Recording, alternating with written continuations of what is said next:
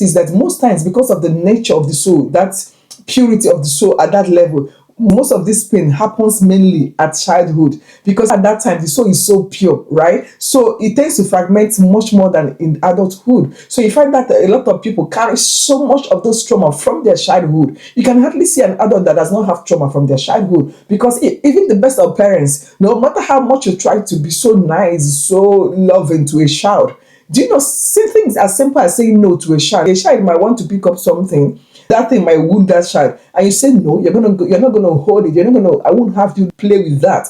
That alone can fragment that child. Why? Because in his understanding, you're denying him fun, you're denying him what he wants at that moment, because that's the baby's understanding at that moment. Now that part of a child can actually fragment. Things as simple as hitting a child can fragment a child, because the part of him will want to break off and hold off with that pain. So part of that fragmented aspect will hold off with the pain. There will be anger with that part. There will be resentment, whether to the parents or whether to God, whoever, such that when this child grows up, something might happen that reminds the child of what happened then. That part of the child that is fragmented and holding off that pain will now want to react to the moment. Don't forget that part of the child that fragmented, that part, because mainly this thing happens both in the right side of the brain, and the right side of the brain does not process time.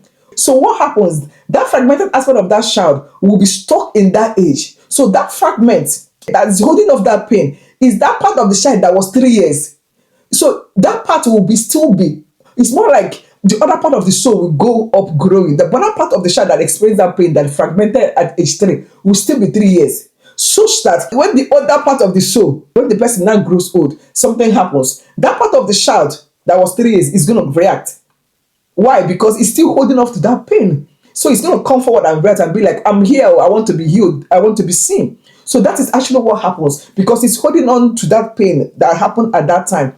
And because Jesus was not invited into that situation, into that fragmented aspect of the soul, that pain will still be there until God is invited to that part. It's not going to be healed. That is why that inner healing of the soul, it is so important in our walk to wholeness, in our journey to wholeness.